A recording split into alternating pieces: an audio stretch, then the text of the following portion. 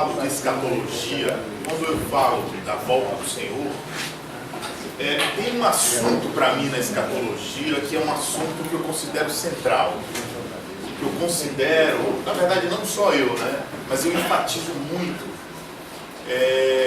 em razão de reconhecer esse como o principal sinal da volta do Senhor Jesus. O principal sinal da volta do Senhor Jesus para nós, de acordo com as Escrituras, é a nação de Israel. Eu gosto muito de enfatizar, eu não super enfatizo isso a mais do que nada, mas eu sempre gosto de voltar os meus olhos para Israel, porque a nação de Israel, ela como disse um certo irmão no passado, ela é a maior evidência física de que Deus existe. Porque a nação de Israel, ela quebrou todos os paradigmas que o homem tinha, todos. Uma nação que deixou de existir por quase 2000 anos de história. Essa nação ressurge da noite para o dia no cumprimento de uma profecia. É um povo que ficou espalhado pelos 4 cantos do mundo, conseguiram preservar a sua língua, a sua cultura, o seu culto, né, o seu livro principal. Então, Israel é para muitos eruditos das Escrituras como a maior evidência de que Deus existe. Então, assim, geralmente se discute muito as questões do arrebatamento, né? Quando será a vinda do Senhor? Será antes? Será no meio da tribulação? Será depois da tribulação? Ou será que vão haver 3 arrebatamentos, como o nosso irmão Carlos falou ontem, né? Isso é muito discutido, né? Isso é muito... é um assunto, talvez, seja o assunto mais controverso da escatologia. Eu vou apresentar para vocês algumas coisas que eu considero assim, um equívoco de algumas escolas, principalmente porque algumas escolas do arrebatamento, elas se baseiam muito em alegorias para definir verdades. E as alegorias, todo estudioso, todo intérprete, todas as pessoas que usam leis de interpretação sabem que nós não podemos definir verdades com base em alegorias. As alegorias, elas são usadas para ilustrar verdades, né? As tipologias, né? Deus ele usa as tipologias, as alegorias do Antigo Testamento para transmitir verdades. No entanto, as alegorias, as tipologias, elas precisam de um antítipo para que elas sejam definidas, e elas são usadas para ilustrar uma verdade. Mas no Novo Testamento nós temos muitos textos muito claros que falam sobre a vida do Senhor, sobre o arrebatamento, e eu gostaria de enfatizar esses textos nessa noite, certo? Mas existe uma coisa que eu queria, 2 textos que eu queria ler com os irmãos. Mateus capítulo 21. Irmãos, eu queria que num determinado momento, se os irmãos tiverem alguma dúvida, os irmãos possam perguntar, tá bom, irmãos? Mas eu queria ler com os irmãos 2 textos. Fale, Roberto. Pode, né? O irmão vai falar hoje sobre... Eu sou pós-tribulacionista. Deixa eu só desligar esse celular aqui, né, irmãos? Desculpe aí.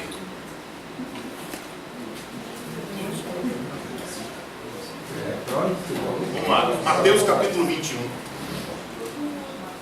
Mateus 21.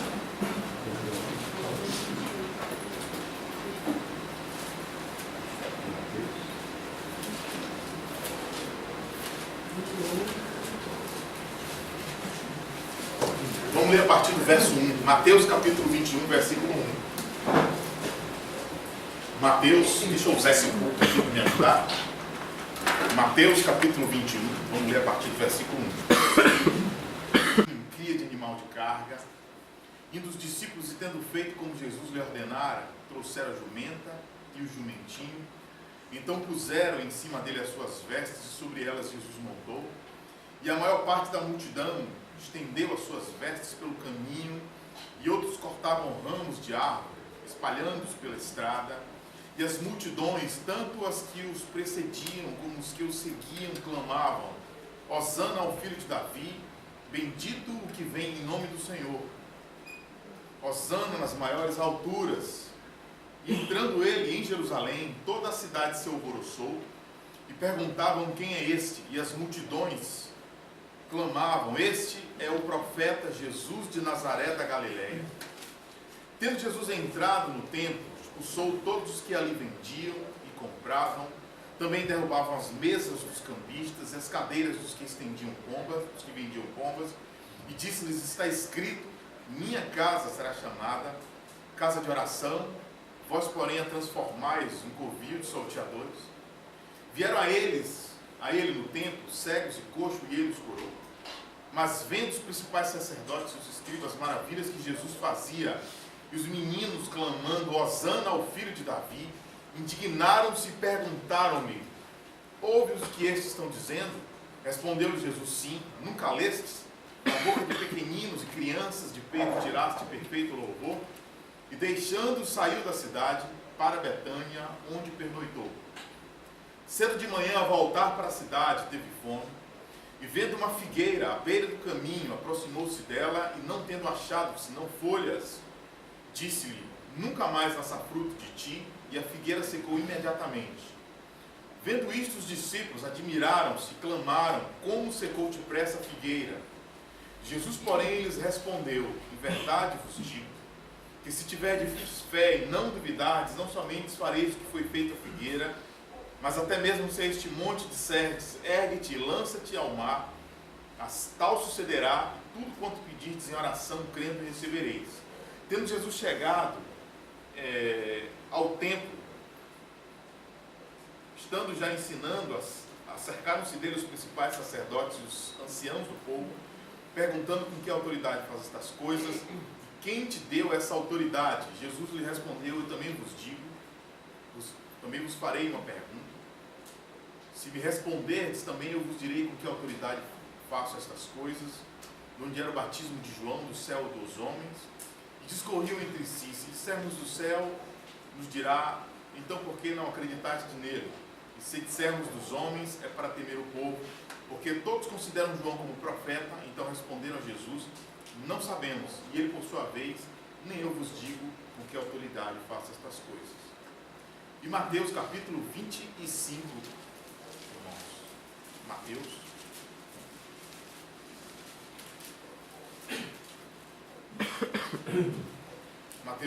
Mateus capítulo 24, na verdade. Mateus capítulo 24. Vamos ler a partir do versículo 15. Mateus 24, verso 15.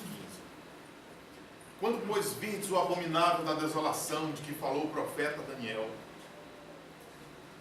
no lugar santo, quem lê entenda. Então os que estiverem na Judéia fujam para os montes, quem estiver sobre o eirado não desça tirar de casa alguma coisa. Quem estiver no campo não volte atrás para buscar a sua capa. Ai das que estiverem grávidas e das que amamentarem naqueles dias. Orai para que a vossa fuga não se dê no inverno nem no sábado, porque neste dia haverá grande tribulação, como desde o princípio do mundo até agora não tem havido e nem haverá jamais.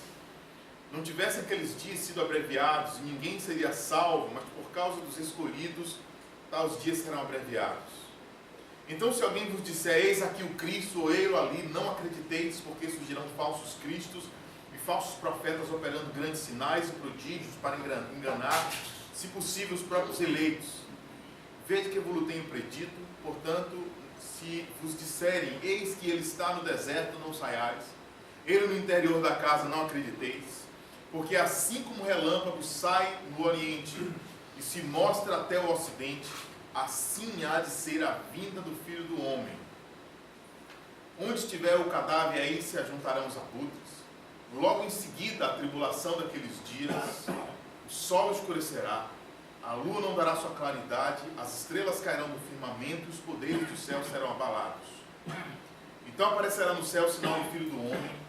Todos os povos da terra se lamentarão e verão o Filho do Homem vindo sobre as nuvens do céu com poder e muita glória. E ele enviará os seus anjos com grande clamor de trombeta, os quais reunirão os seus escolhidos dos quatro ventos, de uma a outra extremidade dos céus. Aprendei, pois, a parábola da figueira. Quando já os seus ramos se renovam e as folhas brotam, sabei que está próximo o verão. Assim também vós, quando virdes todas estas coisas, sabei que está próximo às portas. Em verdade vos digo que não passará esta geração sem que tudo isto aconteça. Passará o céu e a terra, porém as minhas palavras não passarão. Mas a respeito daquele dia e hora, ninguém sabe, nem os anjos dos céus, nem o Filho, senão somente o Pai. Pois assim como foi nos dias de Noé, também será a vinda do Filho do Homem. Porquanto assim como nos dias anteriores ao dilúvio, comiam, bebiam, casavam e davam-se em casamento, até o dia em que Noé entrou na arca e não perceberam. Senão quando veio o dilúvio e os levou a todos, assim será também a vinda do Filho do Homem. Então 2 estarão no campo, um será tomado e deixado outro. 2 estarão trabalhando no moinho, uma será tomada e deixada a outra. Portanto, vigiai, porque não sabeis em que dia vem o vosso Senhor. Mas considerai isto, se o pai de família soubesse a que horas viria o ladrão, vigiaria e não deixaria que fosse arrombada a sua casa. Por isso ficai também vós apercebidos, porque a hora em que não cuidais, o Filho do Homem virá. Quem é, pois, o servo fiel e prudente, a quem o Senhor confiou os seus conservos, para dar-lhes o sustento a seu tempo? Bem-aventurado aquele servo, a quem o seu Senhor, quando vier, achar fazendo assim. Em verdade vos digo, que ele confiará todos os seus bens. Mas se aquele servo, sendo mau, disser consigo mesmo, meu Senhor demora-se, e passar a espancar os criados, os companheiros, e a comer e beber com ébrios, virá o Senhor daquele servo em dia em que não o espera, e em hora em que não sabe, e castigá-lo-á, lançando-lhes a sorte com os hipócritas, ali haverá choro e ranger de dentes. Bom, irmãos, existem 2 textos aqui, nós lemos quase 2 capítulos inteiros. Mas tem 2 versículos, 2 trechos desses 2 capítulos que nós lemos, que eu queria que os irmãos enfatizassem, que os irmãos pudessem guardar, grifar, tá? O primeiro deles está em Mateus 21, que é o verso 18, que diz que cedo de manhã, ao voltar ele para a cidade, teve fome, e vendo uma figueira à beira do caminho, aproximou-se dela, não tendo achado, senão folhas, disse-lhe: nunca mais nasça fruto de ti, e a figueira secou-se imediatamente, certo? Então grife esse texto. Outro texto está aqui em Mateus capítulo 24, que é no versículo 32, quando o Senhor Jesus diz: aprendei, pois, a parábola da figueira. Mateus 24, verso 32. Aprendei, pois, a parábola da figueira. Quando os seus ramos se renovam e as folhas brotam, sabei que está próximo o verão. Assim também vós, quando virdes todas estas coisas, sabei que está próximo. Assim também vós, quando virdes todas estas coisas, sabei que está próximo às portas. Em verdade vos digo que não passará esta geração sem que tudo isto aconteça, passará o céu e a terra, porém as minhas palavras não passarão. Então, grife esses 2 textos. Por que que é importante? Porque o Senhor Jesus, ele não deixou para nós o dia da sua vinda. Ele não falou o dia, ele não falou a data, ele não falou o ano, ele não falou o mês. O que o Senhor Jesus deixou para nós foram sinais da sua volta. E o principal sinal da sua volta é a nação de Israel. Então, quando a gente chega no capítulo 21 de Mateus, a gente vê aqui o Senhor Jesus fazendo a chamada entrada triunfal em Jerusalém. O que é essa entrada triunfal em Jerusalém? É o rei agora, é a entrada oficial do rei na cidade, na capital do reino, que é a cidade de Jerusalém. A cidade de Jerusalém, para você ter uma ideia, eu sempre digo isso para os irmãos, que os físicos, não foram os teólogos que descobriram isso, tá? Os físicos, se não me engano, da NASA descobriram que na Pangeia, quando você reúne os continentes do mundo, a nação de Israel está no centro do planeta Terra, no centro, exatamente no centro. E no centro de Israel está a cidade de Jerusalém. E no centro de Jerusalém está o Monte Moriá. Então, a nação de Israel, ela não é uma nação qualquer, ela é uma nação muito especial. Então, ela é o maior sinal, é o relógio do Senhor para nós. Certo? Então, nós não temos a data que o Senhor virá. O que nós temos é a nação de Israel. Então, o que acontece em Mateus capítulo 21? Em Mateus capítulo 21, o Senhor Jesus ele entra em Jerusalém. Aí aquelas pessoas muito simples começam a clamar: Hosana ao filho de Davi, bendito que vem em nome do Senhor. E aí começam a estender aqueles ramos no caminho, e o Senhor vai entrando a sua entrada triunfal em Jerusalém. Aí o Senhor Jesus ele desce do burrinho e ele entra no templo. Quando ele entra no templo, qual era a condição do templo? O templo tinha virado um grande comércio.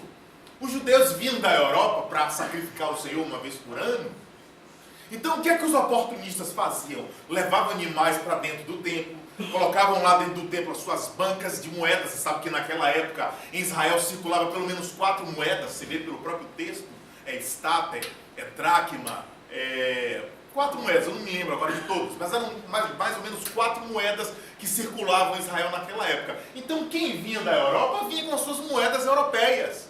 E aí ele queria fazer o câmbio, né? Aquele câmbio de dinheiro, trocar o dinheiro ali mesmo ele comprava o animal, ali mesmo ele sacrificava. Só que para o Senhor aquilo era uma profanação, né? Você sabe que onde tem dinheiro geralmente tem ladrão, isso não era diferente naquela época.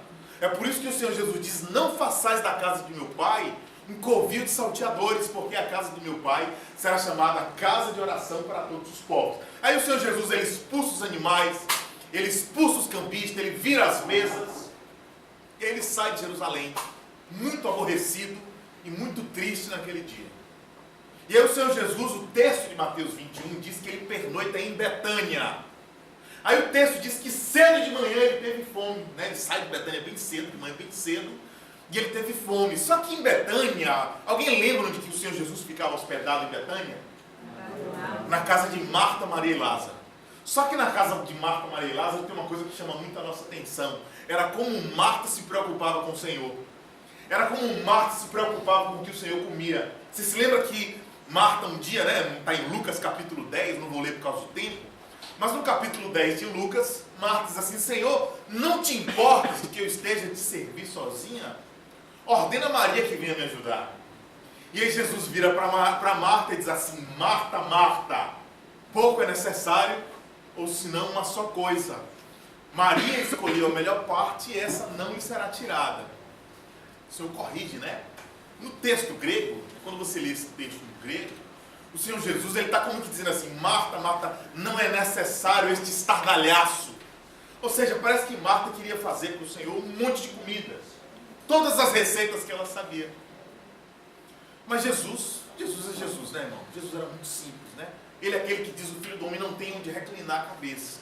Ele é aquele que diz: o Filho do Homem, uma comida tenho para comer e é satisfazer a vontade daquele que me enviou. Então Jesus não estava preocupado em se ia ter muqueca, se ia ter vatapá, se ia ter caruru. Jesus não estava preocupado com isso. Se você desse para Jesus um pãozinho com café, ele estava muito satisfeito.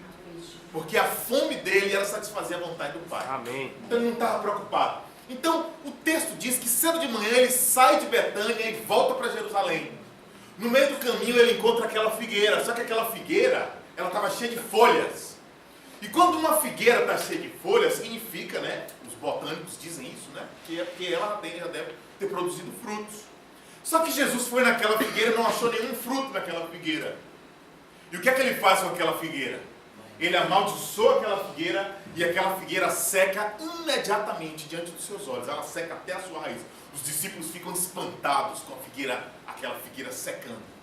Eles ficam impressionados. Só que a fome que o Senhor Jesus estava sentindo naquela manhã não era fome de café da manhã. Porque certamente Marta não ia deixar o Senhor sair com fome. A fome que Jesus estava sentindo naquela manhã era uma fome de frutos espirituais da nação de Israel. Porque aquela figueira representa a nação de Israel. Todas as figueiras representam a nação de Israel. Do mesmo modo, quando você lê o Novo Testamento, Jesus diz assim: eu sou a videira verdadeira, meu pai é o agricultor e vós sois os ramos. Todo ramo que estando em mim der fruto, ele limpa, ele poda, para que dê mais fruto ainda. Mas todo ramo que estando em mim não der fruto, ele corta. Então, do mesmo modo que no Novo Testamento, a igreja ela é representada pela videira. No Antigo Testamento você vai ver isso em diversos textos. Israel era representado pela figueira. Em alguns textos você vai ver que Israel também é representado pela videira. Em alguns textos do Antigo Testamento. Mas no Novo Testamento isso fica muito bem definido. A figueira representa a nação de Israel e a videira representa a igreja. Então, o Senhor Jesus, quando ele se aproxima daquela figueira, ele não acha frutos e ele amaldiçoa aquela figueira. E a figueira seca. E aí o Senhor Jesus, ele dá para os discípulos, né, uma lição espiritual. Se tiverdes fé e não duvidardes, não somente fareis o que foi feito a figueira, mas até se este monte disser, ergue-te e lança-te no mar, tal sucederá diante dos seus olhos. Então, irmãos, por que o Senhor Jesus amaldiçoou aquela figueira? O motivo que levou Jesus a amaldiçoar aquela figueira foi o que ele tinha visto no dia anterior.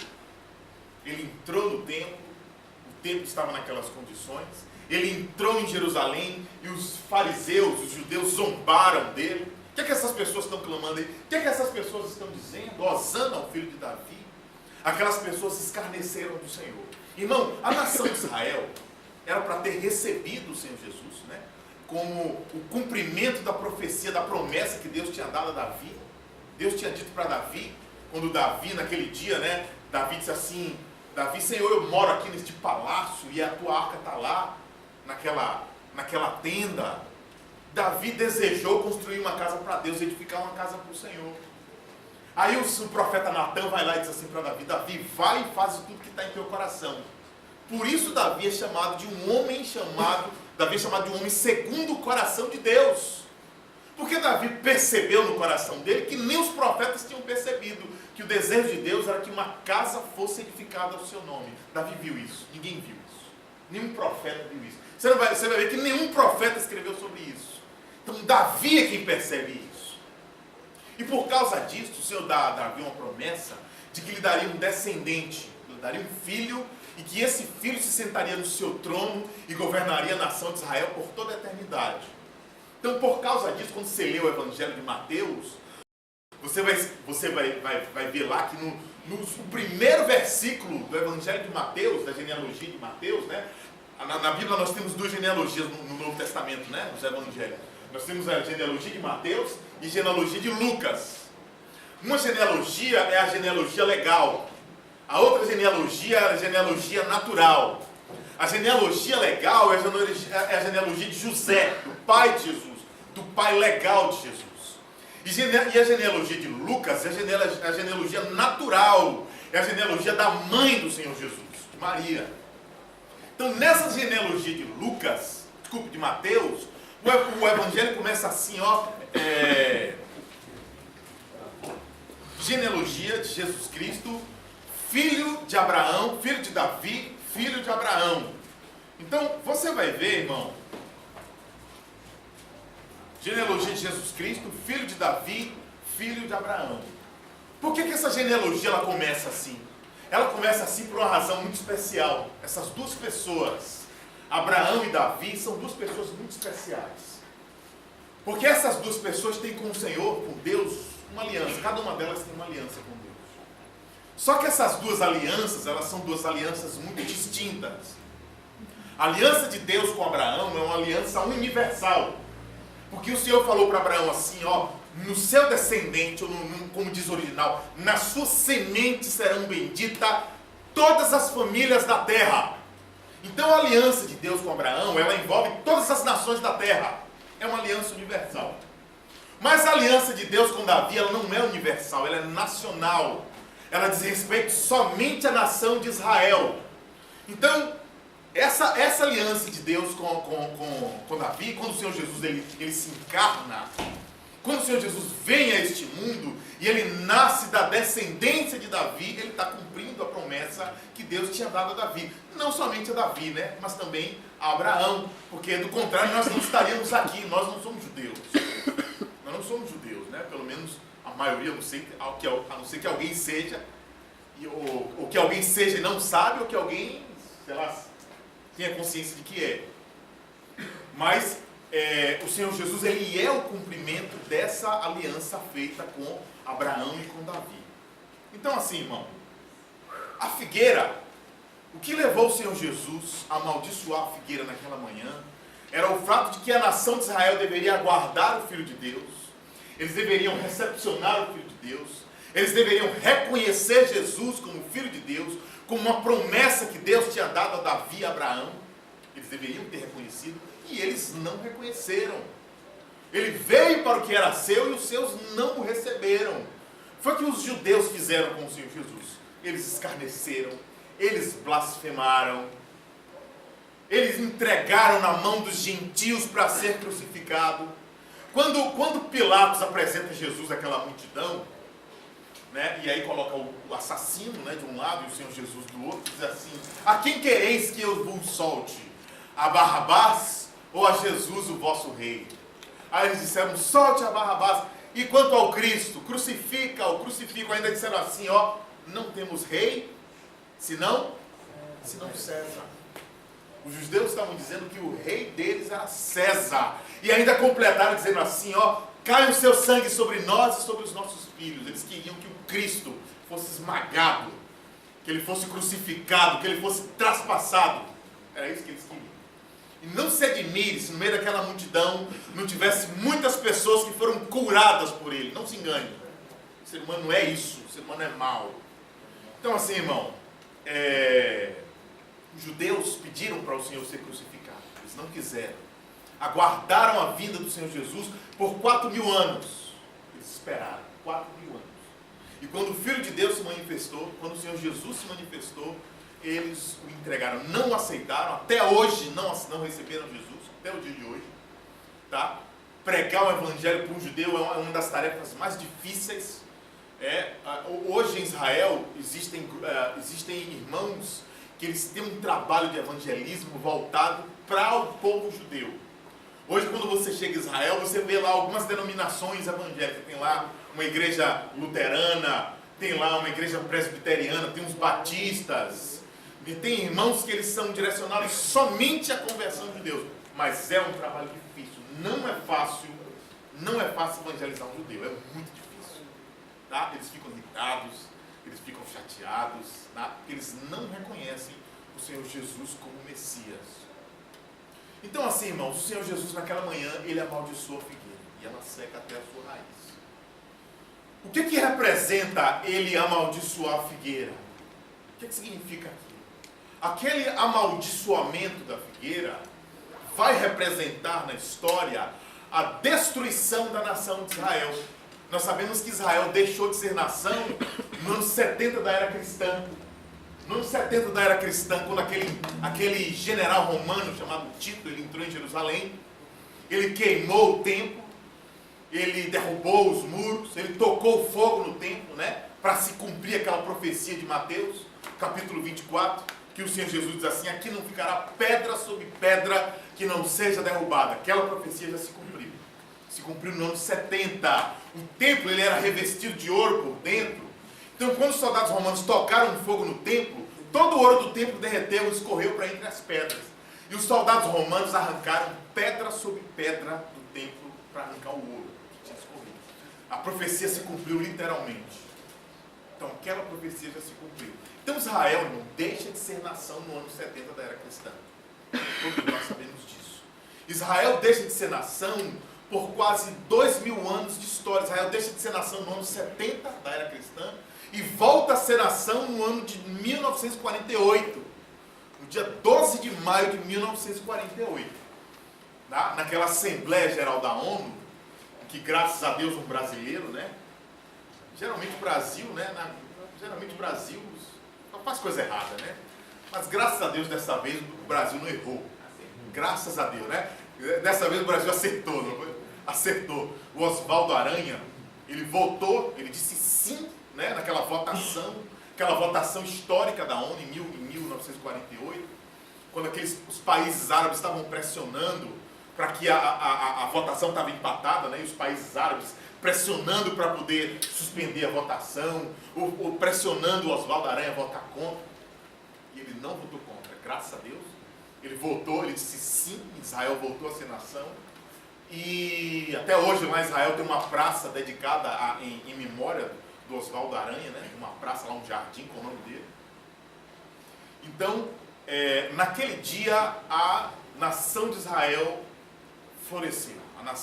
A nação que tinha deixado de ser nação, voltou a ser nação para se cumprir a profecia de Isaías, em que o Senhor diz, acaso pode uma nação nascer da noite para o dia? Israel, naquele dia, né, destruindo, né, desmantelando todos os paradigmas científicos, voltou a ser nação. Por que eu gosto de lembrar disso? Porque os cientistas da época, naquela época, antes de 1948, eles diziam que um povo, uma nação que se dispersasse por mais de 500 anos, esse povo nunca poderia voltar a ser nação de novo. Eu sempre gosto de fazer uma simulação, assim, para você imaginar, para você entender o que é isso. Você imagina que se deportasse o povo brasileiro para vários continentes do mundo, para a Ásia, para a Europa, para a América Central. E durante 500 anos o povo brasileiro ficasse disperso. Durante esses 500 anos, o povo brasileiro iria ter filho nesses países, iria ter neto nesses países, iria assimilar a língua desses países, iria começar a torcer para o time daquele país, para a seleção daquele país, iria adotar os valores daquele país, e aquele povo brasileiro, com o tempo, iria deixar de ser brasileiro. É isso que acontece. É por isso que os cientistas dizem isso. 500 anos de dispersão, nenhum povo consegue voltar mais a ser nação. Só que, irmão, para calar a boca de todos os cientistas, Israel, depois de quase 2000 anos de história, voltou a ser nação.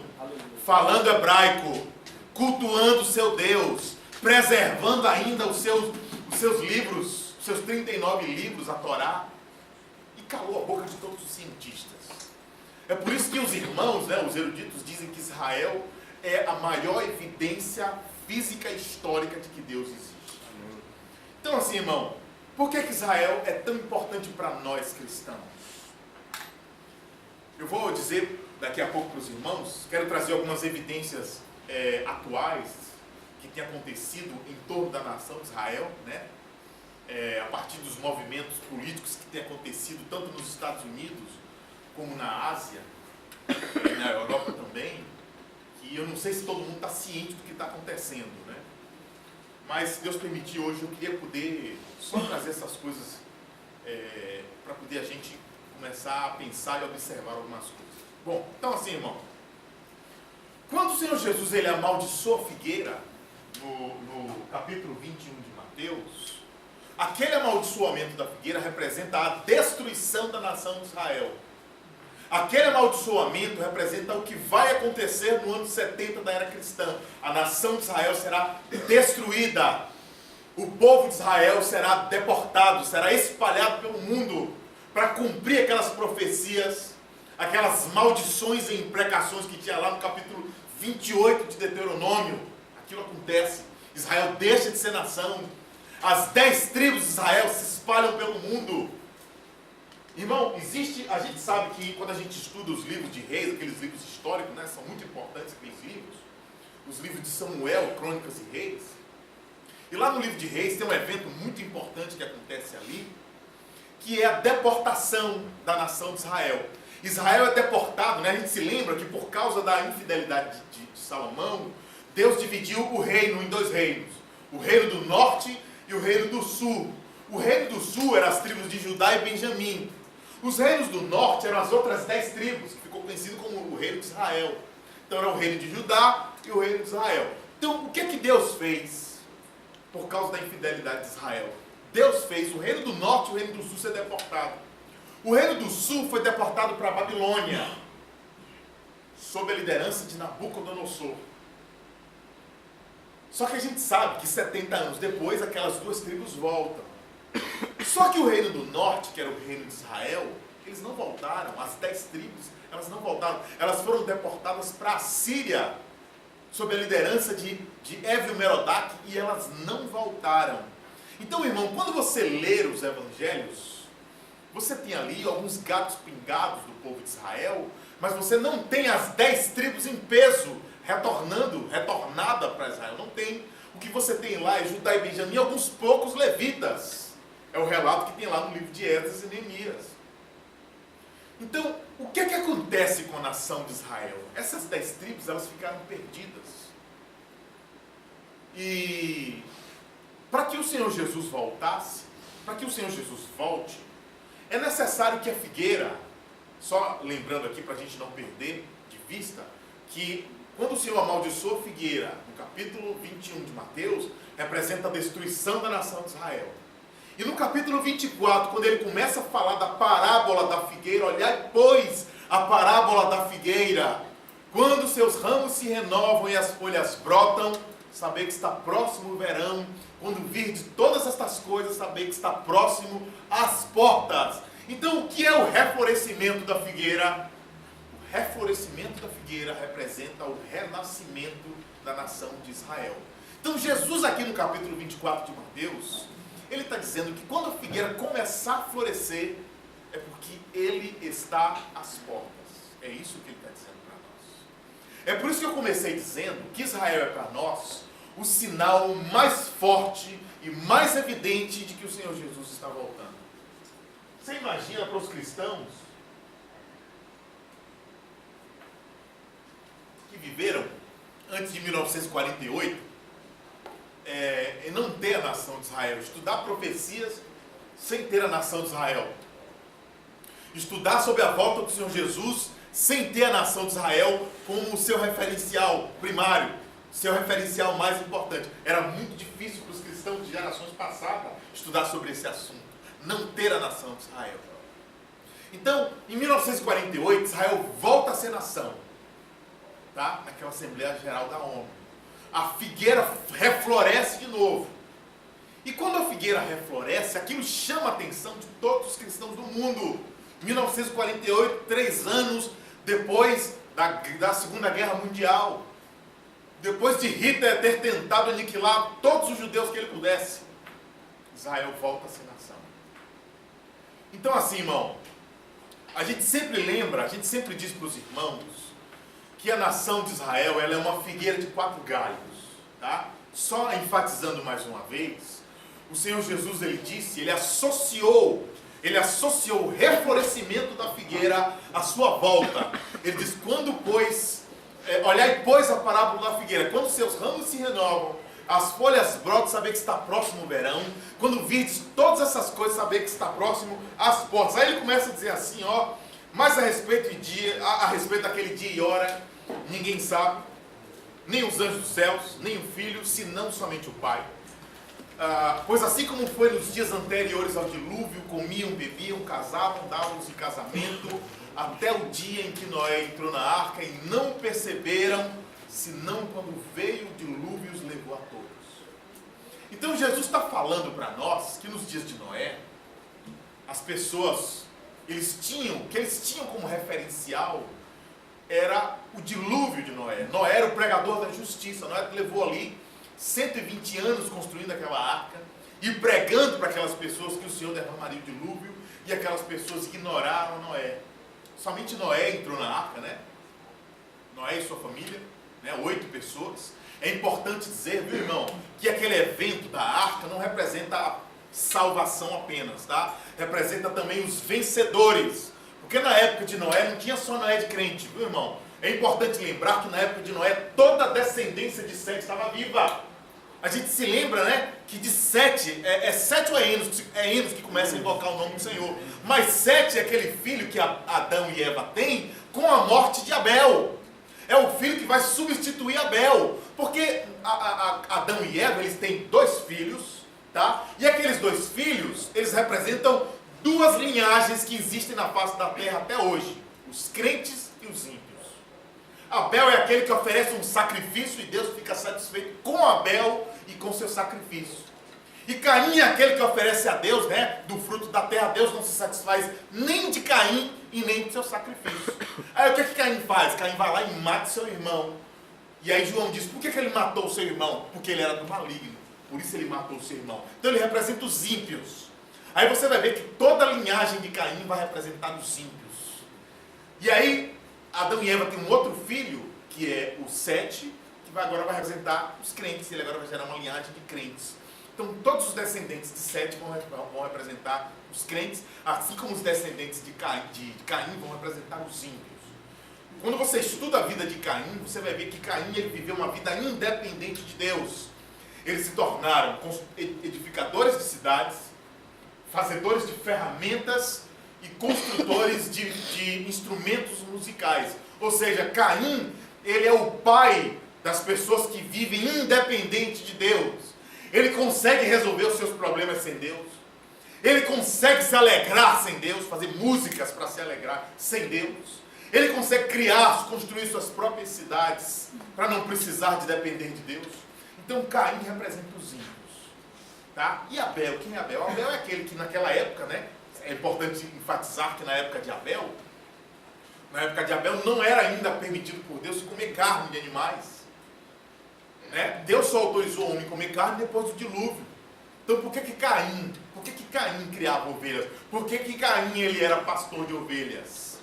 Porque ele sacrificava, ele aprendeu com os pais dele, né, Adão e Eva, que quando os pais dele pecaram lá no Jardim do Éden, o Senhor Deus entrou no Jardim do Éden, sacrificou um animal e cobriu Adão e Eva com as peles do animal. A ideia de cobrir ali é propiciação. A palavra propiciação significa cobrir no hebraico.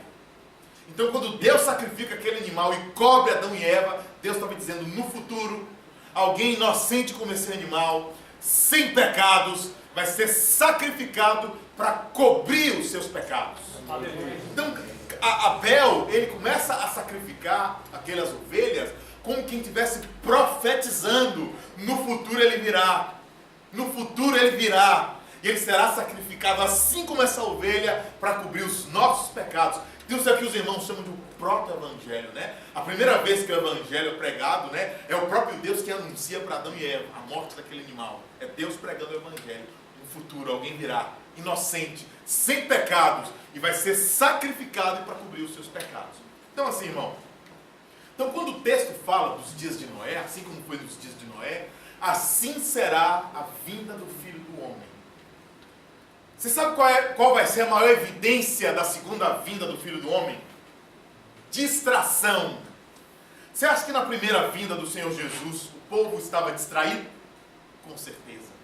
Você sabe quem chamou a atenção da nação de Israel de que o Messias estava nascendo, de que o rei dos judeus estava nascendo? Quem foi? Alguém lembra? Os 3 magos vindos do Oriente, que eram gentios, provavelmente babilônicos, incircuncisos, provavelmente babilônicos. Onde que eles ouviram falar de Jesus? Onde que eles ouviram falar de um Messias? Quando os judeus ficaram exilados em Babilônia, lá em Babilônia eles aprenderam a cultuar a Deus, a fazer a leitura dos textos sagrados nas sinagogas. Então os babilônios provavelmente ouviram os textos sagrados e começaram a crer nisso. Então Deus chama a atenção de 3 gentios, né? Vimos a sua estrela, né, para cumprir aquela profecia de Deuteronômio, né, que fala da estrela do Senhor. Então eles são guiados até Israel, procuram o rei Herodes, e aí o texto diz que toda Jerusalém se alarmou, e aí Herodes assim vai lá encontrar o rei dos judeus e vim me avisar para ele também adorá-lo. Aí os magos encontram o Senhor Jesus, né?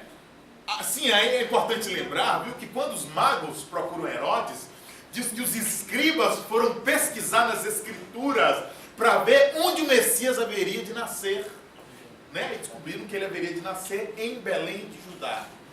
Mas percebe que eles estavam distraídos? Será a mesma coisa na segunda vinda do Senhor Jesus. Não se engane. Quando você lê os textos que falam da volta do Senhor, você vai ver repetidas vezes o Senhor Jesus dizer: vigiai e orai, porque não sabeis o dia em que vem o vosso Senhor. Se o pai de família soubesse em que hora viria o ladrão, vigiaria e não deixaria que fosse arrombada a sua casa. Portanto, ficai vós também apercebidos, porque a hora em que não cuidais, o Filho do Homem virá. Então Jesus está dizendo todo o tempo para nós vigiar. Qual que é o contrário de vigiar, irmão? Alguém lembra? O antônimo de vigiar nas Escrituras, sabe qual é? Qual é? Oi? Dormir. O contrário de vigiar é dormir. E, infelizmente, muitos do povo de Deus estão dormindo. Não estão percebendo o que está acontecendo ao seu redor. Na verdade, irmão, nós estamos vivendo os dias em que várias profecias estão se cumprindo. Muitos cristãos estão adormecidos.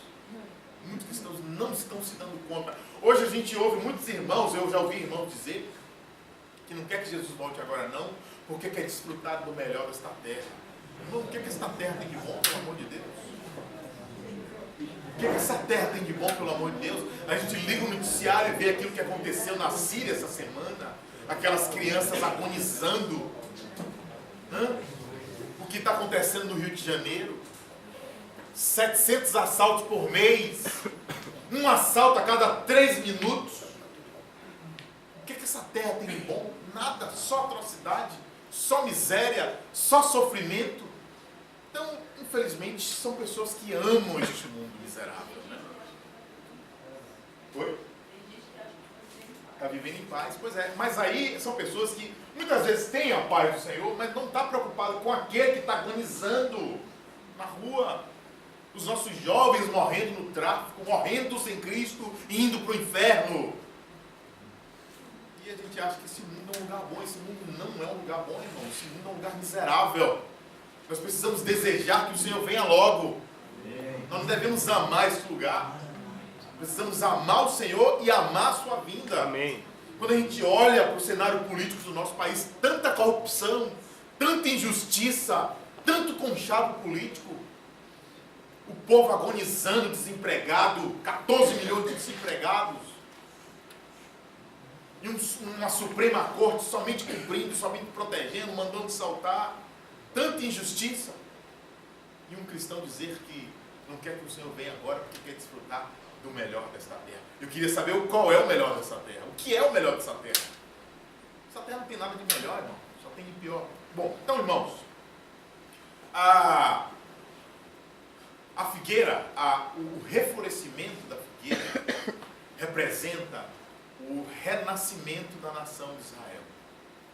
Eu sempre lembro para os irmãos que Israel é uma figueira de 4 galhos, tá?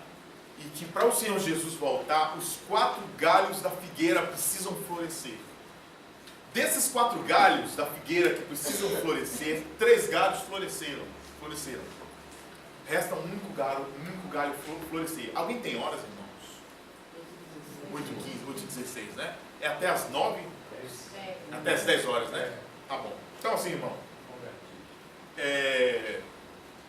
Israel é uma figueira de 4 galhos. Desses 4 galhos, 3 galhos floresceram. Resta um galho florescer. Tá? E é importante enfatizar para os irmãos, deixa eu dizer logo uma coisa bem chocante. Jesus não virá sem que a figueira floresça totalmente. E eu vou lhe mostrar o texto bíblico que diz isso. Tá? O primeiro galho da figueira que precisava florescer, floresceu no dia 12 de maio de 1948. Nessa Assembleia Geral da ONU. O primeiro galho da figueira floresceu. O segundo galho da figueira, ele floresceu em 1967, naquela chamada Guerra dos 6 Dias. Os irmãos se lembram, tem vários documentários no YouTube, na internet, contando essa história, em que 7 nações se levantaram para atacar a nação de Israel. Né? Eles eram muito maiores que Israel em número de soldados, em número de tanques, em número de peças de artilharia, em número de aviões. Eles eram infinitamente superiores à nação de Israel. E a história, né, conta Israel mais uma vez, cala a boca de todos os cientistas, né? Israel sozinho, Israel não tinha ainda, né? Os Estados Unidos não entrou na guerra, a Inglaterra também não entrou naquela guerra para ajudar Israel. Ninguém entrou naquela guerra para ajudar Israel. Somente uma pessoa entrou naquela guerra para ajudar Israel, que foi o Senhor. Aleluia. Israel sozinho, né, com o nosso Deus, venceu aquelas 7 nações. Os relatos são impressionantes, são quase que inacreditáveis. As coisas que eles contam, né?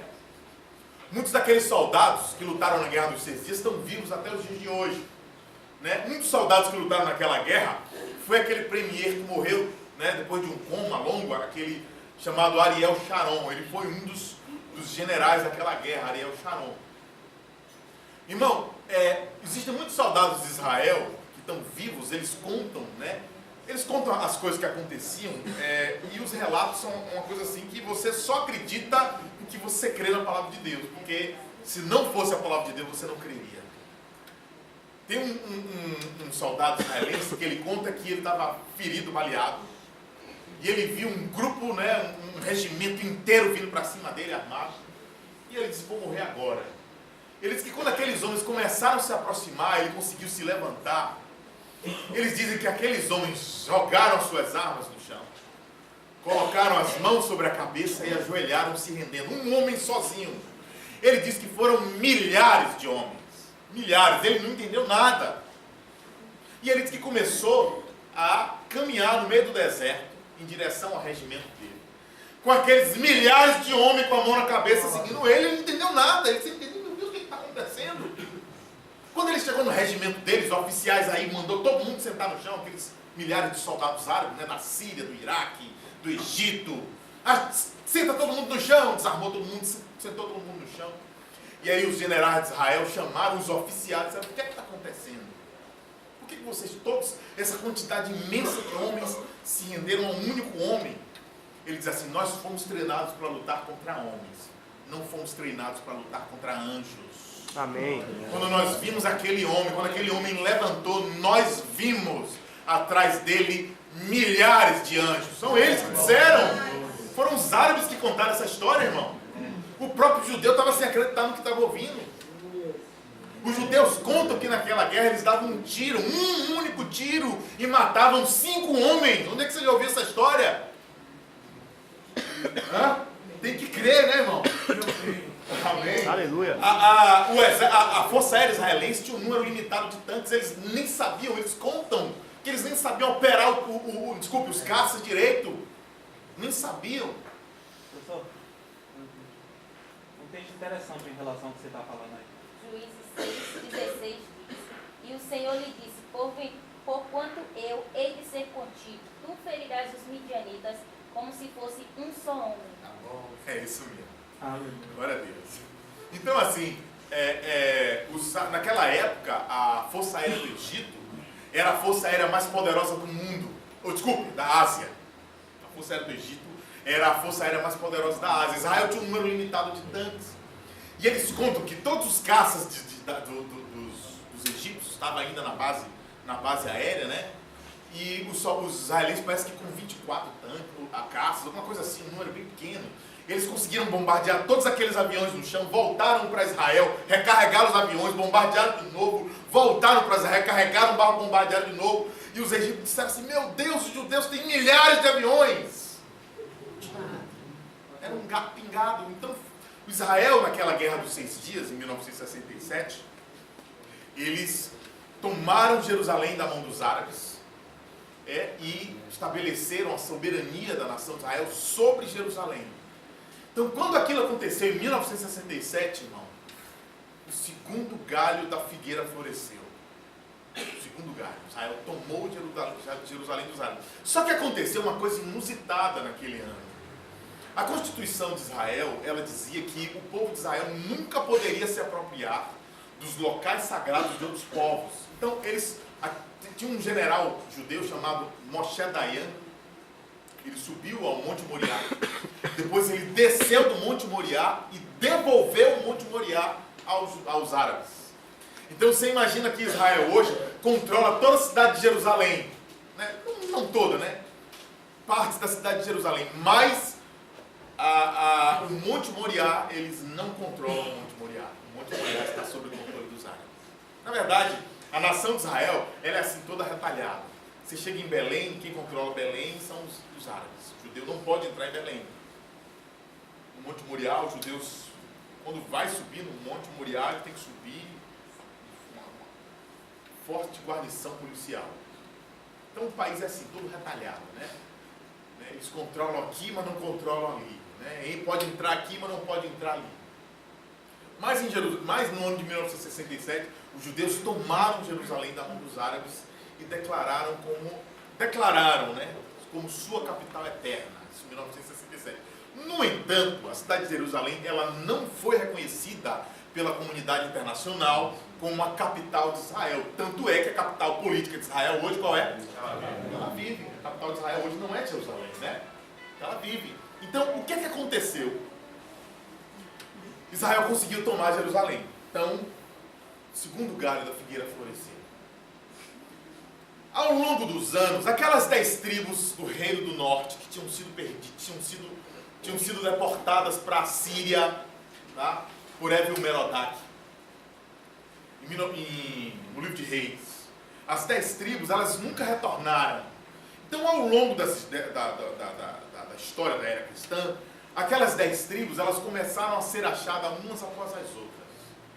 Tribos de Israel foram achadas na Índia, tribos de Israel foram encontradas na África, tribos de Israel, você se lembra que existia você se lembra que Saddam Hussein, ele era um homem terrível, ele foi extremamente cruel com uma tribo nômade que existia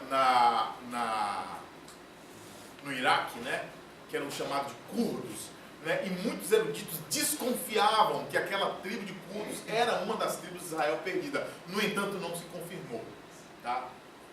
Alguns irmãos, como Christian Shen, acreditavam que aquela tribo de curdos, ela na verdade era o povo Medo. Né? A gente se lembra que quando Babilônia dominava Israel, né, a Média e a Pérsia foi lá e dominou a Babilônia. Só que essa nação média, assim como Israel, também deixou de ser nação. Se tornou um povo nômade, sem território. Então alguns eruditos acreditam que aqueles curdos que estavam lá no Iraque, que foram mortos por Saddam Hussein com armas químicas, com gases tóxicos, talvez eles sejam os métodos, que talvez um dia eles voltem a ser nação. Então assim, irmão, só que essas tribos que estavam perdidas, elas começaram a ser achadas umas após as outras. Eu sempre lembro de uma história, né? Gosto de lembrar dessa história, que o Steven Spielberg estava gravando um documentário na África e ele viu um povo, uma tribo africana que dizia que adorava o Deus de Efraim. Eu não me lembro exatamente se foi a tribo de Efraim, eu não me lembro, mas foi uma das tribos de Israel. E como o Steven Spielberg ele é judeu, aquilo chamou a atenção dele. Então ele começou a conversar com aquelas pessoas e ele, né, aquelas pessoas diziam que adoravam o Deus de Israel, o Deus de Efraim, eu não me lembro se foi não me lembro, mas a gente pode ver isso depois. E o Steven Spielberg pediu para colher o material genético daquelas pessoas e fazer um exame de DNA, e no fim das contas ele descobriu que aquele povo africano que estava ali negro, né, tinha se misturado com o povo africano, assimilado suas características étnicas, era uma das tribos de Israel que estava perdida na África. Então ele avisou lá, né, uma pessoa que é um dos responsáveis, né? Você sabe que Israel, o povo judeu, quando eles sabem que tem descendentes dele em algum canto do mundo, eles mandam vir e voltam para casa, né? E aí voltaram milhares de africanos judeus de etnia judaica para Israel e vivem até hoje lá em Israel. Hoje você chega em Israel e você vê lá soldados das forças de Israel, né, com aquele kippah na cabeça, negro, você fica assim, rapaz, que coisa. Tem judeu de tudo que é característica étnica que você imaginar, porque eles se espalharam pelo mundo, eles se misturaram com aqueles povos e foram assimilados pelas suas características étnicas. Tem uma coisa interessante que chama muita atenção. Você sabe que aqui na história do Brasil, os judeus eles eram extremamente perseguidos pela Igreja Católica. E para o judeu não ser perseguido, né, eles eram obrigados a se converter ao catolicismo, era chamado de cristão novo, né? Então, para o judeu não ser perseguido no Brasil, não só no Brasil, no mundo inteiro, isso foi um fenômeno que aconteceu com os judeus no mundo inteiro, eles mudavam o sobrenome deles. E aqui no Brasil, eles mudavam o sobrenome dele para sobrenome de árvores ou sobrenomes de ferramentas. Então, quem tem sobrenome de Ferreira, Oliveira, provavelmente você pode ter uma ascendência judaica. Tá? Então, isso é história, viu, irmão? Na China, os judeus que foram para a China, geralmente quando eles têm um sobrenome de Chong, eles têm provavelmente uma ascendência judaica. Então, isso é história. Então, assim, o terceiro galho da figueira, ele floresceu, né? O último galho da figueira floresceu no mês de janeiro de 2013. Eu gosto sempre de lembrar disso, que eu estava no trabalho, me lembro, né? Trabalhava numa ONG esse ano, e eu estava lá no escritório, aí eu sempre abria, né, lá as páginas de notícia, trabalhar, eles não davam uma olhadinha, né? Aí quando eu abri lá no site do MSN, estava lá, né, a tribo de Manassés é encontrada na Índia. Quase que eu caio da cadeira, quase que eu caio para trás. Porque foi em janeiro de 2013. A tribo de Manassés foi encontrada na Índia. Eu fiquei impressionado porque dos galhos da figueira estava florescendo ali diante dos meus olhos. Então hoje, irmão, só falta um galho da figueira florescer para o Senhor Jesus voltar. Abra aí em 2 Tessalonicenses capítulo 2. 2 Tessalonicenses capítulo 2.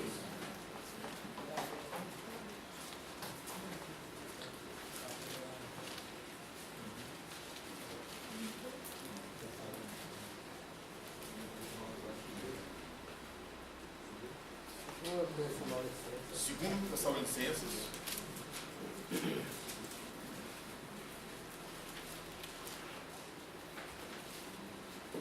Vamos ler a partir do versículo 1. Irmãos,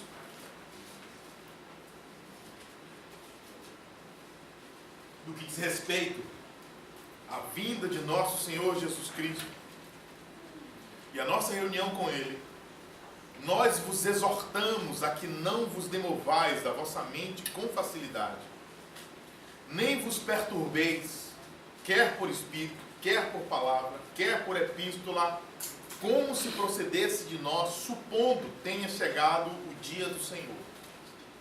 Ninguém vos engane, porque isso não acontecerá sem que primeiro venha a apostasia e seja revelado o homem da iniquidade, filho da perdição, o qual se opõe, se levanta contra tudo que se chama Deus, ou objeto de culto, a ponto de assentar-se no santuário de Deus, ostentando-se como se fosse o próprio Deus.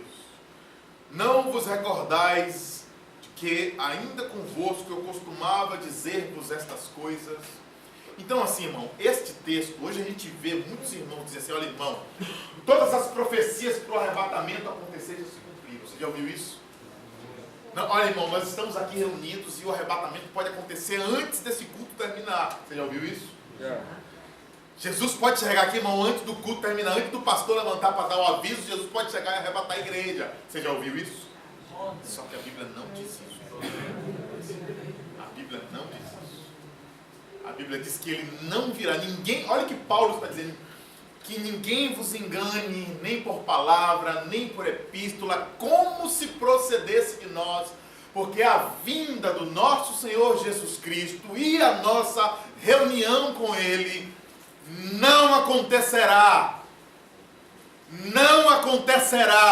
sem que primeiro venha a apostasia, igreja, e seja revelado o homem da iniquidade, o filho da perdição, o qual se opõe e se levanta contra tudo que se chama Deus, ou objeto de culto, a ponto de assentar-se onde? No santuário de Deus, ostentando-se como se fosse o próprio Deus. Então, a vinda do Senhor Jesus Cristo, ela está condicionada a que essa profecia se cumpra. O que é a profecia da apostasia?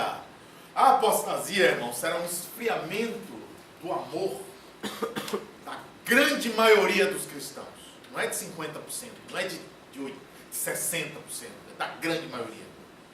E o Senhor Jesus, ele falou dessa profecia em Mateus capítulo 24, quando ele disse assim, que por se multiplicar a iniquidade, o amor se esfriaria de quase todos, mas aquele que perseverar até o fim, esse será salvo. Então, antes da volta do Senhor Jesus, hoje a gente diz assim: irmão, nós já estamos vivendo o dia da apostasia. Eu ouço muito dizer isso, né? Nós já estamos vivendo os dias da apostasia. Sim, nós temos tido muita apostasia hoje na igreja, no meio do cristianismo. Hoje nós temos muitos teólogos liberais nos púlpitos dizendo que a Bíblia não é a palavra de Deus, ou que a Bíblia apenas contém a palavra de Deus, ou que a Bíblia apenas se torna a palavra de Deus. Isso é apostasia, irmão. Isso é apostasia. Você já viu pastores hoje defendendo o casamento homossexual? Hoje, sem a menor vergonha. Tem um agora aí, depois da morte da vereadora do Rio, está aí pelos canais do YouTube aí, defendendo as ideologias comunistas, socialistas, marxistas, defendendo o casamento gay, dizendo que a Bíblia condenava porque aquilo era cultural da nação de Israel na época. Os argumentos são esses, né? Não, aquilo era cultural, mas os tempos mudaram. Então, se os tempos mudaram, então a palavra de Deus também tem que mudar, dizem eles, né? Então, nós estamos vivendo muitas manifestações de apostasia. Mas estas apostasias que nós estamos vivendo ainda não é a apostasia. Irmão, na apostasia, você vai ver grupos de irmãos em que o coração de 80, 90, 95% do povo esfriou. Isso vai acontecer antes da volta do Senhor Jesus. Essa é uma das condicionantes para ele voltar. Paulo está dizendo que ele não virá sem que primeiro venha a apostasia. A segunda parte da profecia é: e seja revelado quem? O homem, o filho da iniquidade. né? O homem da iniquidade, o filho da perdição. Antes do Senhor Jesus voltar, esta pessoa tem que ser revelada. Essa pessoa tem que ser manifesta. A terceira coisa que tem que acontecer é que esta pessoa tem que assentar-se no santuário de Deus, ostentando-se como se fosse o próprio Deus. Essa é a profecia. Para Jesus voltar, isso tem que acontecer. Então, eu falei que Israel é uma figueira de 4 galhos. Desses 4 galhos, 3 galhos floresceram. Falta um galho florescer. Qual é o último galho? Alguém lembra? Alguém sabe? A reconstrução do terceiro templo. É o último galho. Quando você hoje assiste os noticiários, são que horas, irmãos? Só para eu não extrapolar o horário? 8h36. Obrigado, irmão. 8h36, né? Você que era 9. Temos tempo aí. Fale aí. Professor, eu falo, professor Carlos. Fale um pouquinho mais alto. Tem alguns teólogos que creem que o anticristo, filho da perdição, é Judas. Eu poderia falar um pouco sobre isso? Assim, eu particularmente não creio assim. Eu não creio que vai haver uma ressurreição de Judas Iscariotes. O que eu creio é que o mesmo espírito que possui o Judas vai possuir o anticristo. Eu creio nisso.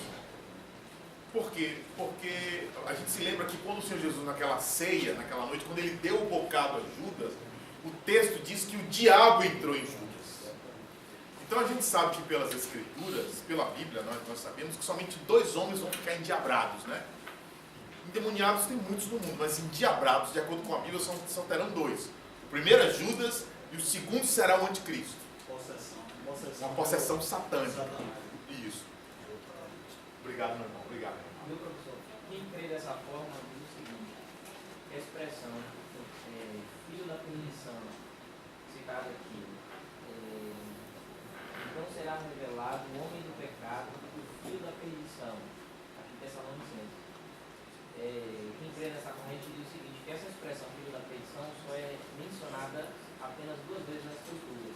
Uma se referindo a Judas e a outra se referindo ao anticristo. Assim, o que é que eu creio com respeito a essa expressão? Eu creio que esses 2 homens, eles são 2 homens que nasceram para fazer o que vão fazer. Você se lembra que o Senhor Jesus ele disse assim, nenhum do que me deste se perdeu.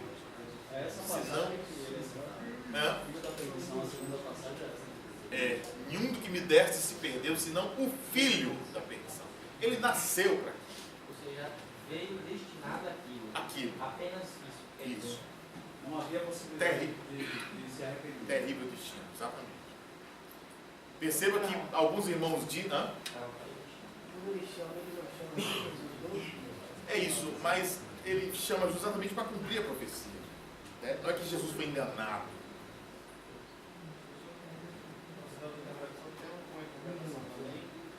Que é da escola, na verdade, da corrente preterista, não sei se o senhor está familiarizado com a corrente preterista, né? Que a Bíblia diz que os acontecimentos relacionados a Mateus 24 já aconteceram, todos realizados na década de 70, como o senhor falou. Sim, sim. Né? E eles pregam que esse texto aí, de Mateus 24, ele está relacionado exclusivamente sobre a destruição de Jerusalém. O contexto todo ali é sobre a destruição de Jerusalém, correto? Sim. Desde o primeiro versículo de Mateus até o último. E antes, no capítulo 23 de Mateus, ele fala com quem é contra a sentença. Né? Então, sim, que é contra os judeus. Escribas e fariseus, ai de vocês, aqueles ais todos lá. E aí ele fala que vocês encheram a cota à medida a medida dos pecados, e por conta disso será cobrado deles, ou seja, exclusivamente dos judeus, sim, todo o sangue, desde Abel até o filho de Zacarias, né? Sim. Até Zacarias, filho de Ezequiel, como eu disse. Baraquias. Aí eles falam que esse contexto todo aí, ele não fala da segunda vinda de Cristo. Sim. Ele não vai falar da segunda vinda. Ele vai falar da destruição de Israel, porque todo o contexto aí é todo sobre a destruição de Jerusalém em 70, certo? Sim. Então esse contexto aí da figueira relacionado que vai florescer, tudo está tudo no mesmo contexto da destruição de Jerusalém. Sim. Então não tem a ver esse texto aí com segunda vinda nem com arrebatamento. Sim, sim. Entendeu? Porque é todo sobre a destruição de Jerusalém. Inclusive, no texto que o senhor leu, de Lucas 21, que fala da destruição, que é o abominável da desolação. Aí quem seria o abominável da desolação? Mateus 24. Lucas 21 explica. Sim, sim. Que são os exércitos de Roma.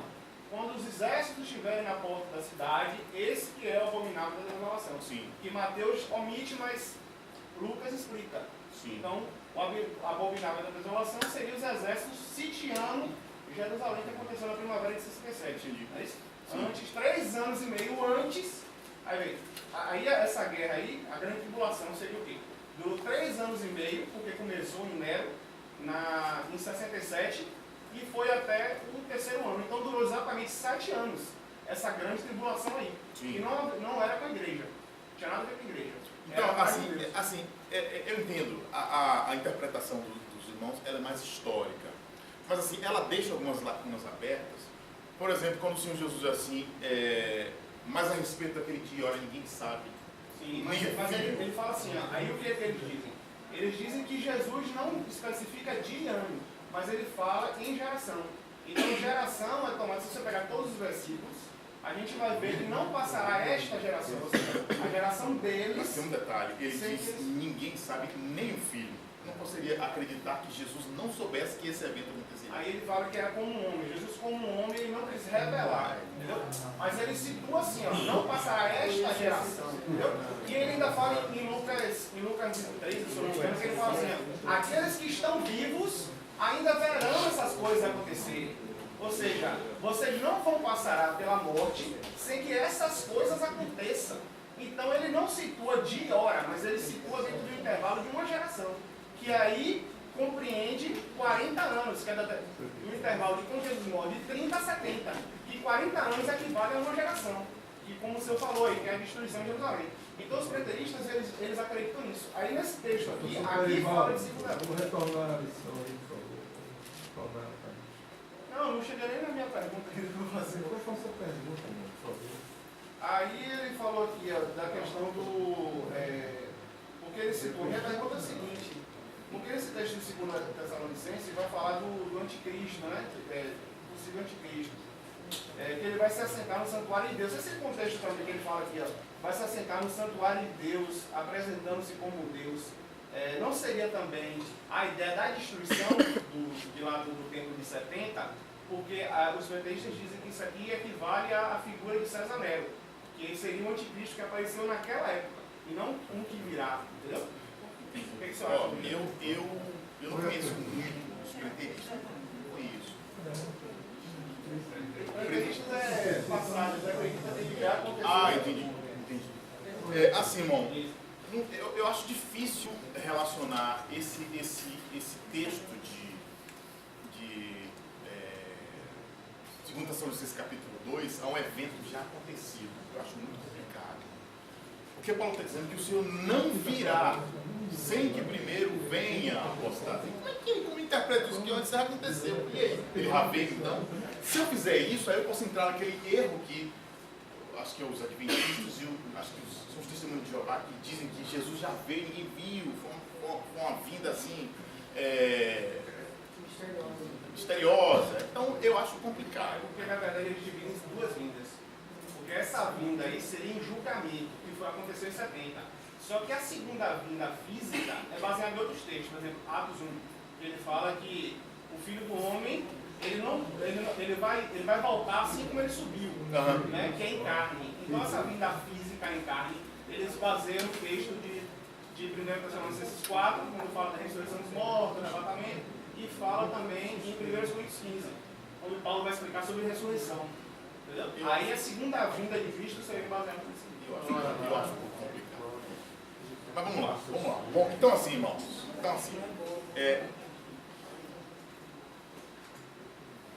Nós precisamos olhar para Jerusalém.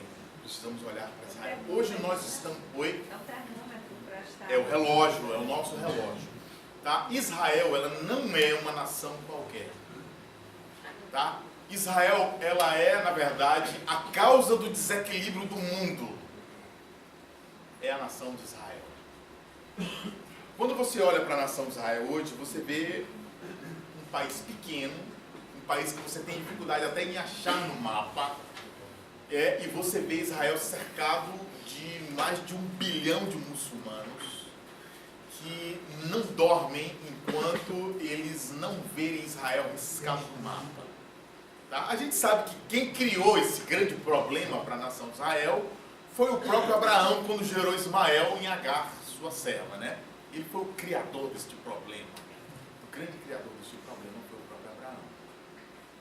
Então, assim, eu falei para os irmãos que em 1967, o general judeu, ele devolveu o monte do templo aos árabes. Mas hoje Israel, eles querem este monte do templo de novo. Quando você olha para Israel hoje, você vê lá, né, aquele monte, né, imenso, né, com aquele muro construído ao redor e com uma construção muçulmana lá em cima no topo do monte. Então, a única coisa que sobrou para os judeus hoje é aquela muralha que é chamada de Muro das Lamentações, onde os judeus ficam ali fazendo suas orações, né? Fazendo as suas orações, fazendo a leitura do texto sagrado. Ali tem algumas sinagogas ali embaixo, eles ficam fazendo traduções, né? Reescrevendo o texto, meditando nas escrituras, né? Eles ficam dançando ali, cantando, louvando, orando, né? O tempo todo. Dia de sábado, tem um número imenso de judeus ali embaixo, tem dificuldade até de encostar no muro. Um número imenso de judeus, né? Que é o sabá, o dia do descanso deles. Então, aquela muralha que tem lá hoje, ao lado do Monte Moriá, ela não era uma das paredes do templo, era apenas era uma muralha imensa que cercava o monte. E a única coisa da construção que sobrou foi aquilo que sobrou para os judeus hoje. Tá? Então hoje, por que é tão importante para nós? Por que é tão importante para nós olharmos para Jerusalém hoje e para o que está acontecendo no mundo político hoje? O que está acontecendo neste exato momento no cenário político? Tem uma coisa muito interessante que o Senhor Jesus falou no Evangelho de Lucas. Tá? No Evangelho de Mateus, o Senhor Jesus disse que nós deveríamos olhar para a figueira. Mas no Evangelho de Lucas, Jesus disse que nós deveríamos olhar para a figueira e para todas as outras árvores. Jesus falou assim. Então quem é a figueira? Israel, e as outras árvores, as demais nações. O que está acontecendo num cenário político nesse momento? Nesse momento, o presidente dos Estados Unidos está dizendo que vai transferir a embaixada dos Estados Unidos para Jerusalém e vai reconhecer Jerusalém como a capital política de Israel. Mês de maio. Mês de maio. Sem maio, né? Semana de maio. Isso já é um prenúncio, vamos dizer, da tomada do Moriá pelos judeus. Sim. Na verdade, Para começar a reconstrução do templo. é porque assim, a história, na verdade, as profecias, elas não vão contar as entrelinhas do que vai acontecer. Ela vai contar um fato importante. Mas, por exemplo, a Bíblia nunca diz que Israel ia renascer por meio de uma votação de nações, como aconteceu na ONU. A Bíblia não falava. A Bíblia não fala isso. A Bíblia apenas diz que Israel iria renascer da noite para o dia. Acaso pode uma nação nascer da noite para o dia? Eu, Senhor, farei Israel renascer da noite para o dia. É assim que está a palavra. Só que a história, né, tem lá os fatos, né? Teve a Guerra Mundial, teve o Holocausto nazista, né, teve a criação da ONU. E aí tem a votação da ONU em 1948, Israel volta a ser nação. Então assim, só um minutinho, irmãos. O que está acontecendo hoje? Os países árabes estão extremamente irritados, estão extremamente aborrecidos, porque Donald Trump foi o único dos presidentes americanos. Você sabe que isso foi uma coisa que foi votada, parece que nos anos 90, que os Estados Unidos reconheceriam Jerusalém como capital de Israel. Aí todos os presidentes que foram eleitos depois daquele ano, nenhum deles tiveram a coragem de tomar o caminho de reconhecer Jerusalém como capital de Israel. Donald Trump, tá? Confrontando tudo e todos, vai reconhecer Jerusalém, na verdade já reconheceu Jerusalém como a capital política de Israel e vai transferir a embaixada dos Estados Unidos para Jerusalém no mês de maio, no mês que vem. As 3 outras nações que já não Na verdade, eu ouvi falar de 10, irmão. Eu ouvi falar de 10. Porque tem alguns países que recebem muita ajuda dos Estados Unidos. E o Donald Trump diz assim, olha, se você, quem não me seguir recebe dinheiro dos Estados Unidos, vai começar a perder. Não vou dar mais dinheiro. Né? Até os palestinos, né, a faixa de Gaza, eles recebem dinheiro dos Estados Unidos. E o Donald Trump diz que vai cortar, já cortou o dinheiro, né? Então, assim, ele está forçando, né, do ponto de vista econômico, todo mundo vai reconhecer. No fim das contas, vão reconhecer mesmo. No fim das contas, todo mundo vai ter que reconhecer. Entendeu? Então, assim, o que é que eu acredito que vai acontecer? O que é que eu acredito que vai acontecer? Hoje, Israel controla Jerusalém, mas não controla o Monte Moriá. O Monte Moriá ainda é um lugar de culto dos muçulmanos. Lá em cima, no topo do Monte Moriá, tem 2 mesquitas muçulmanas. A mesquita de Omar e a mesquita Al-Aqsa. Tem 2 mesquitas lá em cima. Então Israel quer reconstruir o seu terceiro templo, porque os judeus dizem que estão vivendo a era messiânica, tá? Que o Messias está vindo e eles precisam construir o templo.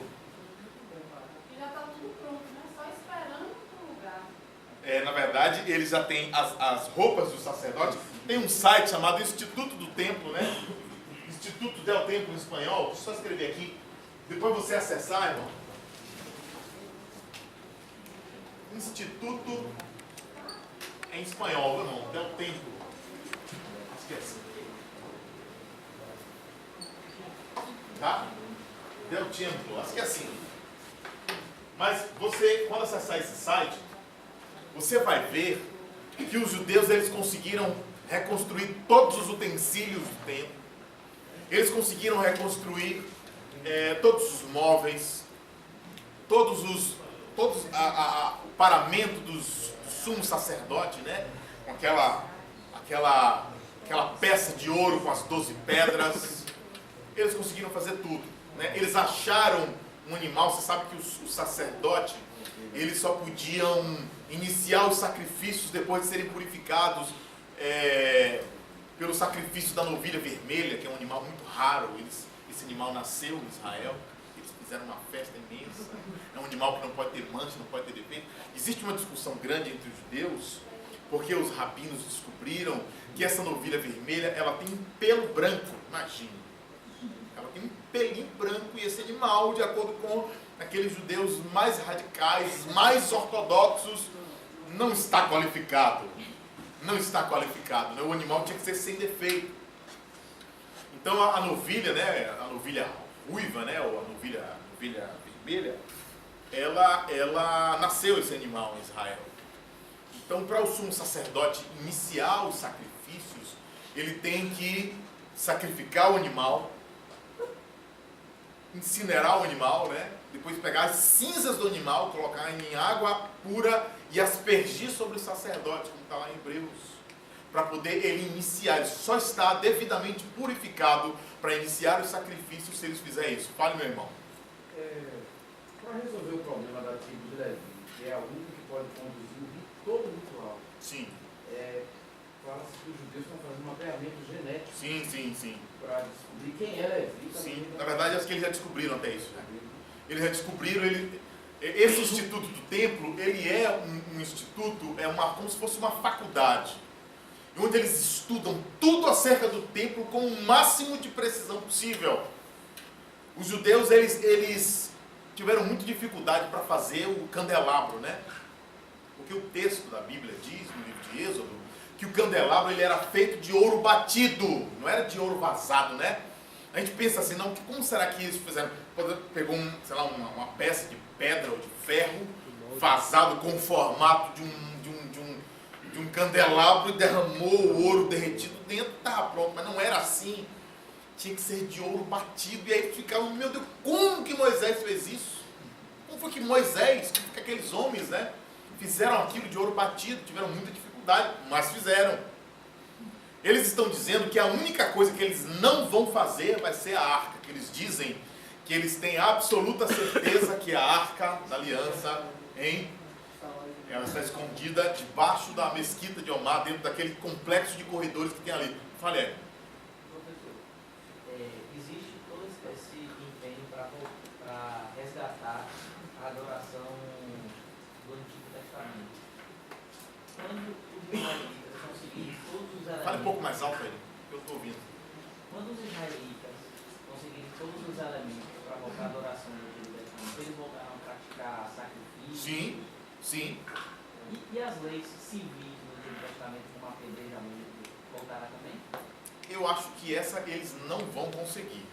Você sabe que Israel hoje é o único país da Ásia onde tem a parada gay, né? Você sabe, né? A parada gay de, não sei se é em Jerusalém, mas o povo judeu, infelizmente, eles estão envolvidos em coisas desse tipo. Mas, obviamente que o Estado judeu, né, eles não vai admitir isso. Você sabe que eles já tentaram voltar ao sacrifício há muitos anos que eles têm tentado.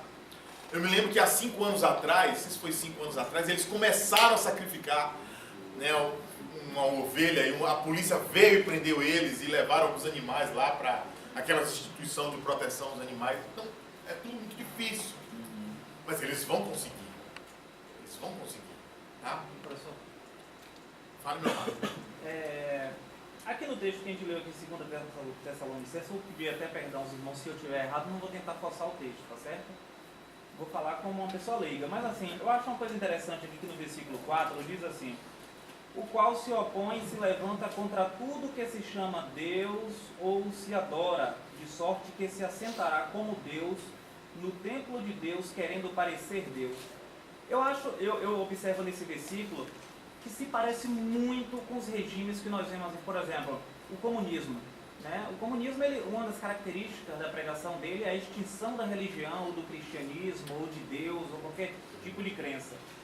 E aqui também diz que ele se assentará como Deus no templo de Deus, que isso também é uma característica desses regimes como nazismo, fascismo, né? Tudo essa ideologia de esquerda. Todos eles se denominavam, se acham Deus, como por exemplo, na Coreia do Norte, a imagem de Kim Jong-un, as pessoas têm que se dobrar. Sim. E quando eu vejo aqui no texto de Apocalipse, no capítulo 17, versículo 3, diz uma coisa bastante interessante a respeito da besta e da grande prostituta. Por exemplo, a cor do comunismo em todo o mundo é vermelho. Então, quando nós vemos 200 milhões de mortos na China comunista, no Camboja, em Cuba e os outros países, então eu acho bastante interessante que diz assim, ó, e levou-se em espírito ao deserto, e viu uma mulher assentada sobre uma besta de cor escarlate, que estava cheia de nomes de blasfêmia, e tinha 7 cabeças e 10 chifres. E a mulher estava vestida de púrpura e de cor escarlata, adornada de ouro. O escritor Donald Stamp, ele diz assim: esta besta da cor escarlata, esta besta é o futuro governo mundial, a Babilônia política, que apoia a falsa organização religiosa mundial. Você não acha que isso tem um pouco a ver com esse regime comunista, o marxismo, né, esse controle da mente humana, das massas, essas ideologias que têm sido pregadas para poder conformar a sociedade a esse tipo de sistema político? Será que não seria uma preparação para o anticristo? Rapaz, assim, eu não duvido. Eu não afirmo, mas também não duvido. A gente sabe que quando a gente lê Apocalipse, em Apocalipse você tem 3 grandes Babilônias em Apocalipse. Você tem uma Babilônia política, uma Babilônia religiosa e uma Babilônia econômica. Na Babilônia política, toda a autoridade estará reunida em um único homem.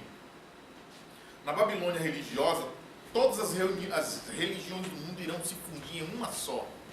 Por isso que é chamada de a Babilônia a grande prostituta, a mãe das meretrizes das abominações. A prostituição que a Bíblia está falando aí é a prostituição espiritual, é o culto a deuses estranhos. Hoje a gente já vê isso, né?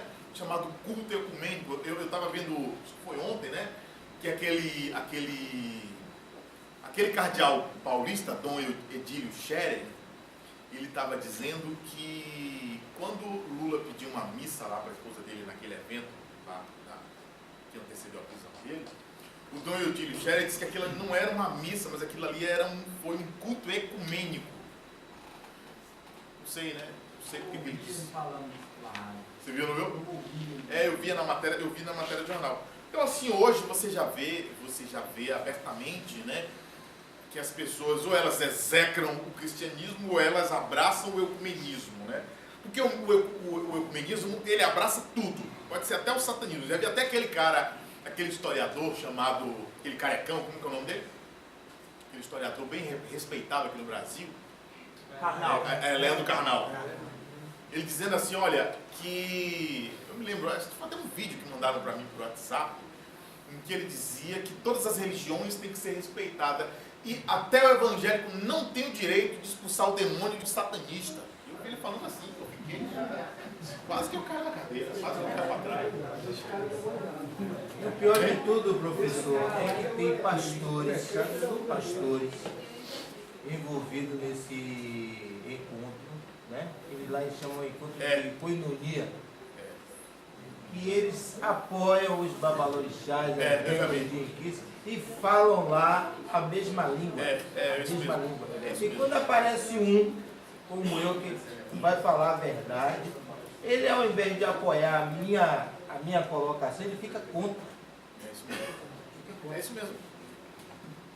Professor, terrível. Quando você vê quando você vê essa situação, por exemplo, esses regimes, né, não é simplesmente um regime que luta pela classe trabalhadora do comunismo, dos menos favorecidos.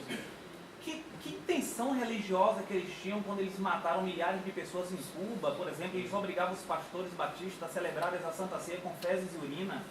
Tem um caso, o pastor Richard Umbra, um dos autores do site A Voz dos Mártires, Sim. ele disse que uma certa feita ele expulsou um demônio de uma pessoa comunista na União Soviética e 10 anos depois, um soldado comunista botou um fuzil na cabeça dele. Antes dele expulsar o demônio, na verdade, dessa pessoa, ele disse: um dia você me paga. 10 anos depois, ele expulsou um demônio de um soldado comunista e antes dele atirar, ele falou: agora nós estamos kit. Então nós vemos, se você ler a história do comunismo, a grande fome de Mao Tse Tung, os livros que falam sobre isso aí, você vê inúmeros casos de possessões demoníacas nessas pessoas, a megalomania, a psicopatia na mente desses líderes, Sim, né? sim. Então, eu acho que deve ter algum tipo de ligação entre o anticristo e esse regime que está se perpetuando. Eu não vi. Eu estou até num grupo, não sei se os colegas, tem alguns colegas aqui, os irmãos criaram um grupo, né? Que tem uns irmãos